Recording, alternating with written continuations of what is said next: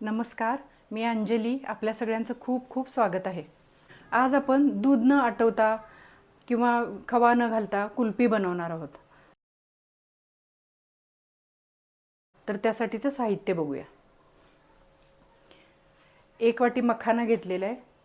पाव वाटी साखर घेतलेली आहे. साखर तुम्ही कमी जास्त करू शकता.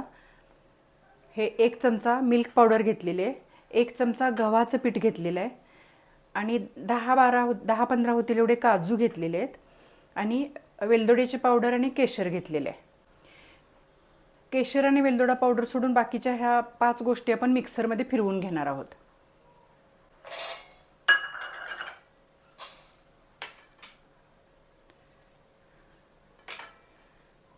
गहू पिठामुळे सॉफ्ट होते, बर्फाचे कण होत नाहीत आपल्या कुल्फीमध्ये. हे फिरवून झालेलं आहे. हे एका बाउलमध्ये काढून घेऊया. छान असं बारीक झालं एकदम बघा.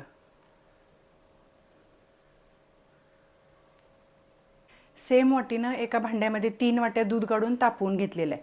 तापवून ते थोडं कोमट झालं आहे. ह्यातलं लागेल तेवढं थोडंसं दूध, आपण नेहमी कसं पेस्ट करून दुधामध्ये ओततो तसं पेस्ट होण्या इतपत थोडंसं दूध आपण ह्याच्यामध्ये घालायचं आहे. ह्या 3 वाट्यामधलंच. गुठळ्या होऊ नयेत म्हणून आपण इथंच खाली मिक्स करून घ्यायचं आणि मग दुधामध्ये, सगळ्या दुधामध्ये हे मिक्स करायचं.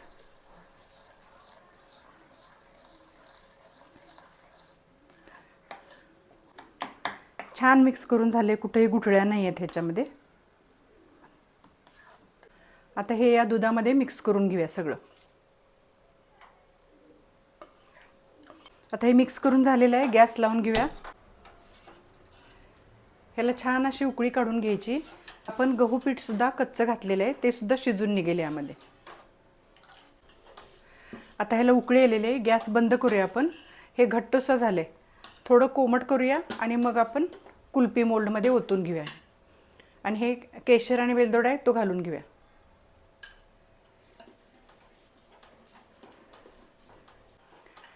मिश्रण जसं गार होईल तसं असं हे आपण दूध आटवून जसं करतो, लच्छेदार म्हणतो आपण, तसं झालेलं आहे बघा.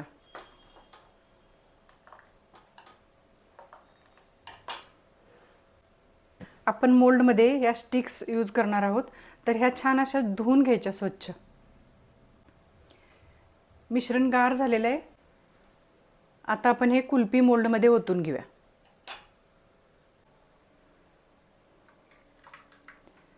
परफेक्ट कन्सिस्टन्सी झालेली आहे. असंच हे सगळ्या मोल्डमध्ये ओतून घेऊया. एवढ्या प्रमाणामध्ये 5 मोल्ड भरून झालेले आहेत.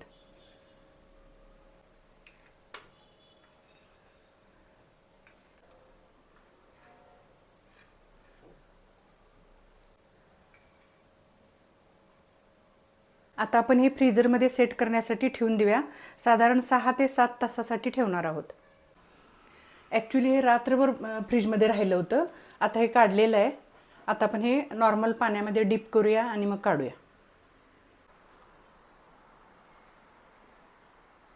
हे थोडा वेळ पाण्यात धरलं की हे पटकन निघतं.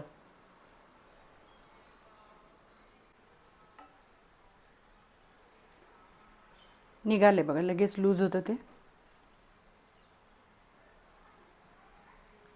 मस्त असं निघालेलं आहे. एका प्लेटमध्ये काढून घेऊया.